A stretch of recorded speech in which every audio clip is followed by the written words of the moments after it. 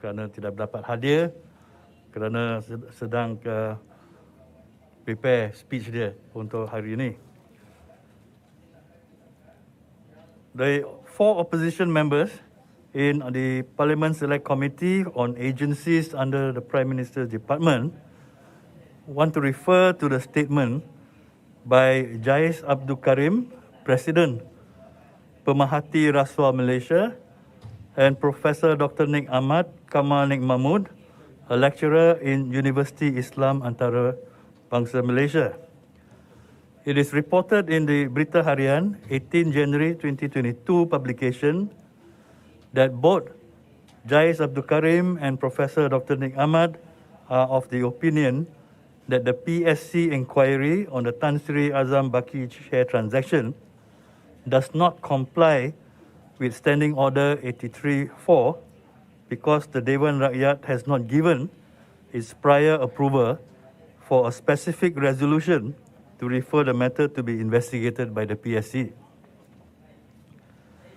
The opinion of Jais Abdul Karim and Professor Dr. Nik Ahmad may perhaps be based on an uninformed reading of the standing orders and the lack of familiarity with the parliament procedure and practice, particularly the Westminster parliamentary system, which operates both under written rules and also customs and conventions.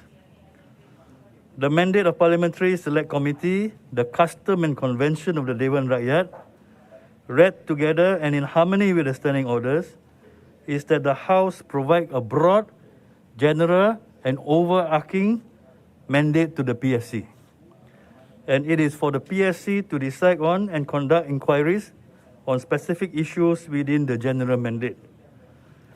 This is the established practice that the various Parliament Select Committees have been conducting inquiries into the different areas and issues which reports have been tabled in the Dewan Rakyat. No prior specific referral was given by the Dewan Rakyat for the Parliament Select Committee concerned to conduct any of these inquiries. The PAC has, since it was established, conducted inquiries without a specific Dewan Rakyat referral. So have the 10 select committees established under the previous speaker, Tan Sri Dato' Muhammad Arif bin Muhammad Yusof, and the 9 select committees established under the current speaker. A few examples of this parliamentary practice and procedure for select committees to hold inquiries without a prior specific referral from the House are set out below. First, the UK House of Commons Guide for Conduct of a Committee Inquiry provides that committees choose their own subjects of inquiry, although such inquiries must come within an individual committee's term of reference. The UK House of Commons Guide and confirmed by Erskine May at page 743 that the term of reference of a select committee is for the select committee itself to interpret. The Speaker of the House of Commons have upheld this practice on several occasions. It is stated in the book, Law, Principles and Practice in the Dewan Rakyat, House of Representatives of Malaysia, authored by Tan Sri Dato' Muhammad Arif Muhammad Yusof, Dato' Rosmi Hamzah, and Emeritus Professor Dr. Shad Salim Faruqi at page 379 of the Select Committee, that the terms of reference of Special Select Committee have been kept broad to allow for matters within their respective portfolios to be brought before the relevant committee, either upon a motion of referral by the House or any member thereof, or in appropriate circumstances. Matters could even be considered at their own initiative, from requiring briefing from ministers and civil servants to conducting inquiries. There is a practical purpose for the established practice in the Dewan Rakyat, which is consistent with the best practice of select committees in the Westminster system. It is because Parliament does not sit throughout the year. The sittings are time limited with fully packed agenda. It is therefore impractical, illogical and against public interest if PSC are rendered impotent, having to wait for a specific referral from the Dewan Rakyat before they can respond and undertake inquiries into current and urgent issues and affairs of the country. It is hoped that the issue as to the powers of the PSC to hold inquiry into the Azam Baki share transaction is clarified. Thank you. Anything to add? Anything to add? So, saya cuma nak pakai satu contoh yang untuk kuasa PSC untuk panggil sesiapa. Seperti yang PSC, Sains, Teknologi dan ini Kesihatan. Yang dipengerusikan oleh YB daripada Bandar Kuching. Beliau dan juga jabatan kuasa tersebut pernah memanggil Khairi Jamaluddin sebagai Menteri Kesihatan dan Nur Hisham dan beberapa yang yang spesialis untuk public health untuk tampil di depan hearing atau mesyuarat yang dikendalikan oleh PSC tersebut. So, apabila mereka buat itu, mereka pun tak ada meminta kebenaran melalui motion, melalui usul di Dewan. So, ini sesuatu yang sangat jelas dan saya rasa PSC yang kita ini bukan bertujuan nak cari salah siapa-siapa. Yang penting ya kita nak siasat case ni untuk dengar ni untuk mengenal pasti.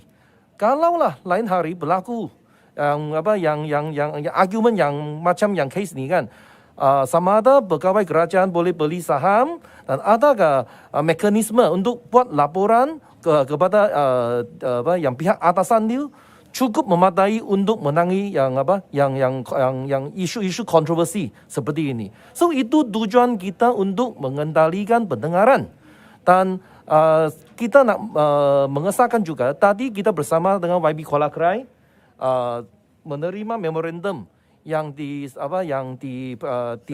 diserahkan oleh YB PJ Maria Chin.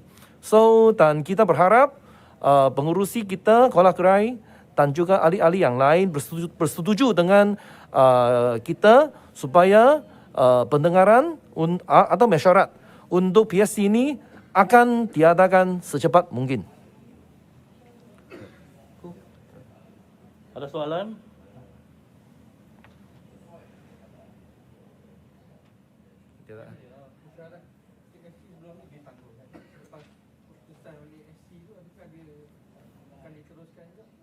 Sekarang ditangguhkan, kita menunggu nasihat dari penasihat undang-undang kepada Parlimen dan kita juga merayu kepada pengerusi untuk mengadakan mesyuarat dengan secepat mungkin kerana ini adalah isu kepentingan awam. So kita harap ini dapat diadakan mesyuarat ini dengan bila-bila masa saja. Sebab kes Azam Baki ni bukan saja melibatkan Tan Sri Azam Baki seorang saja. Kalau kita lihat dia melibatkan banyak agensi. Jadi PSC sepatutnya bermesyuarat untuk meneliti keseluruhan kes ini. Termasuk dalam undang-undang mengatakan pejabat awam tidak boleh memiliki lebih daripada RM100,000 saham. Sekarang mula-mula Azam Baki kata akaunnya digunakan oleh adiknya. Semalam SC kata pula memang Azam Baki yang gunakan akaun dia. Jadi semua ini kita nak penerangan, kita nak tahu apa sebenarnya yang berlaku. Akta kata pejabat awam perlu laporkan asetnya kepada superior dia.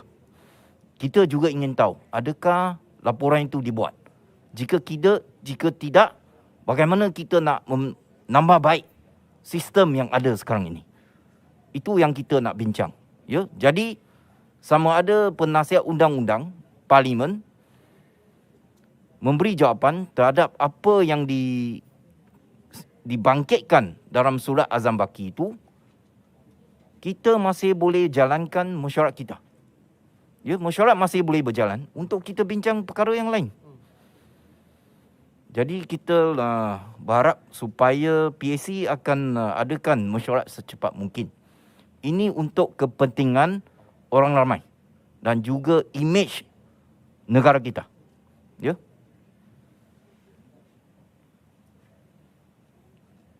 Okay? Okay, thank you. Alright, terima kasih. Okay. Thank you. Okay.